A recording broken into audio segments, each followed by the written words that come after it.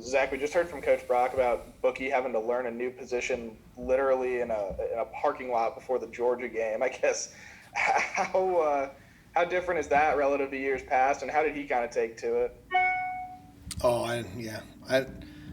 I've never had experience with it, but fortunately for us, Buki is he's an incredibly intelligent football player.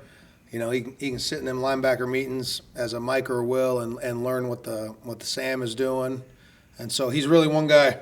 You know, you talk about having to have depth in a season like this where you never know. You know, you might lose a guy to a positive test or contact tracing. He's one guy for us. He's played every single linebacker position for us throughout the course of the season, and so to have a guy like that, you know, that really just him alone makes you too deep at each position. Robbie? Hey, Zach, I was curious about your thoughts on Aaron Burley. This is his first year to be a major player in the defense, and it seems like he's really just fit into your scheme like a glove. He's been a big part of what y'all do, I know, and blitzing. How do you feel like he's handled what you've asked him to do? Probably like a first year player. You know, he got some plays on there that he wish he could be a whole lot better in. You know, make some mistakes now and then, but the one thing that stands out about him is how hard he plays. You know, he flies around, he's physical. I mean, you could tell just watching him play, he loves the game. And anytime you got guys like that on defense, you love coaching them because they're fun to work with on a daily basis. On the topic of those guys that are playing hard, we've seen a lot from London Kraft and Jay Jemison, a couple of guys that came in as walk-ons, and they've really stepped up to the plate when you needed them to. How do you feel like they've played so far? Oh, I think I said it last week, right? I mean, this school has a rich tradition of playing really good defense, and the number one fundamental to good defense is the effort and the physicality you play with. And so, I've been fortunate enough. We got some seniors here who, I mean, that's the standard they've set around here. Played defense for a really long time, and so it's made my job easy. Don't have to coach effort at practice. We get to coach X's and O's and scheme, and those guys take care of the effort part and the physicality. And so that's been a privilege. I thought they played really hard last week. Them seniors played as hard and as physical and as inspired I've seen them play. I wish I would have called a better game so they could have left the field as victors because that's what they deserve to do. Steve? Zach, it seemed like about a year ago you were getting ready to accept the position at Syracuse, and now here you are. What has this year been like for you? What's the Mississippi State experience been like for you so far? I don't know. I don't think I've really sat back and reflected on anything like that. I think you're just trying to do a good job for, athletic director Cohen, Coach Leach, guys who give you an opportunity. You want to do a good job for them because they took a chance on me, and there's a whole lot of players here who, they're dang good football players, and they deserve as good a game plan as they can get every single week, and that's our job as coaches to do it. And so, you don't spend no time thinking about other stuff. You just get to work, and hopefully you're holding up your end of the bargain. I wish I could call a couple better games, and we might have a few more victories. Those guys have played really hard and really good. Ben? Coach, kind of to that, I mean, what was Coach Leach's pitch to you in terms of why he wanted you as his defensive coordinator, and what stood out about why you decided to come to Mississippi State? Oh, Coach Leach knows, as much or more about the game than, anyone I know. So he knows the history of football. Obviously, he knows the history of Joe Lee Dunn running this defense, and he knows Coach Long, and so I think he's always been intrigued by the 3-3-5, and I'm just lucky enough that Coach Dunn is retired, and Coach Long didn't want to give it a go here, and so here I am as the fortunate benefactor of that. I really owe Rocky Long a thanks for not coming out here. You guys probably would have liked him better anyway. Joe?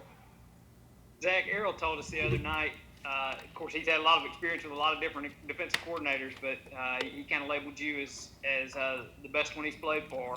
I guess I would just ask, what's he meant to you in this transition, given all that he's been through in his career? Just what has your relationship with him been like, and how critical, I guess, has he been to the success you've had defensively? Yeah, I mean, that's obviously really real generous statement from Errol. I think it's because he still got one more game with me, so I control the playing time, and we can blitz him every play or make him do things he doesn't want to do. So that's probably why he said that. But I do know I've had the privilege to be around a lot of good linebackers, and Errol Thomas definitely is the best one I've had the pleasure of getting to coach and watch play on the field. And so I've said this I think throughout the whole season, talking about all those seniors, but I have the privilege of getting to coach Errol. In the linebacker room, and obviously his football intelligence, and then combine that with his ability and how he plays. It's been a privilege for me. I hadn't so much had to coach him. I've got to just spend my time, worrying about all the other stuff because I knew he was always gonna be right and know what to do. And so, it's like having a coach on the field. I mean, the whole defense flows through him. I give him the signals, and he gets us lined up and executing. And so, awfully big shoes to fill for whoever's got to take that position over next year. We got time for just a couple more. We'll go to Tyler.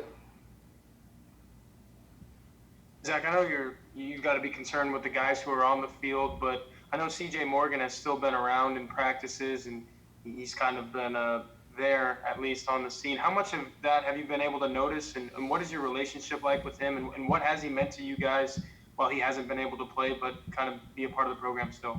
Yeah, I think not having CJ this year is a huge blow. I've watched, when I first got the job, you watch all the games from last year, and sure enough, he's showing up around the football a whole lot. He's a really good football player.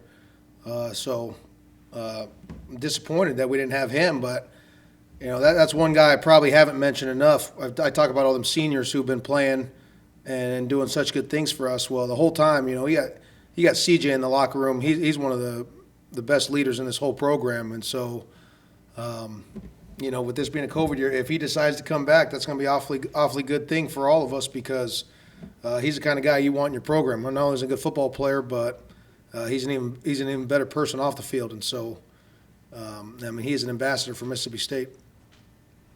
Just to kind of follow up on that, I'm wondering what your favorite moment is from anything you've observed him do, or something that sticks out when you think of C.J. Morgan. You say, I remember when he did that, and that kind of comes to mind.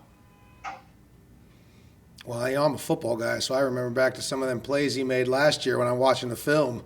3rd and 8 or something, all-out blitz, and him squatting on a curl route and making a play on the ball or something. But, he's out there practicing. He's full go now, so I'll probably go watch the film, and maybe knock the hell out of someone coming across the middle or something today. That'll be a new favorite moment. We'll wrap up with Joe.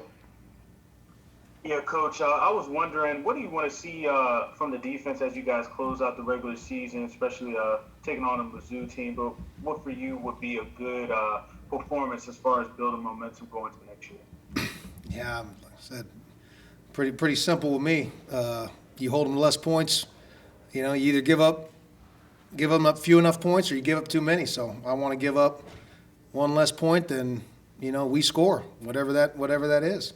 That's our job. And so, you're in this for wins and losses. That's how this goes. All right. Thank you, Coach. Thank you.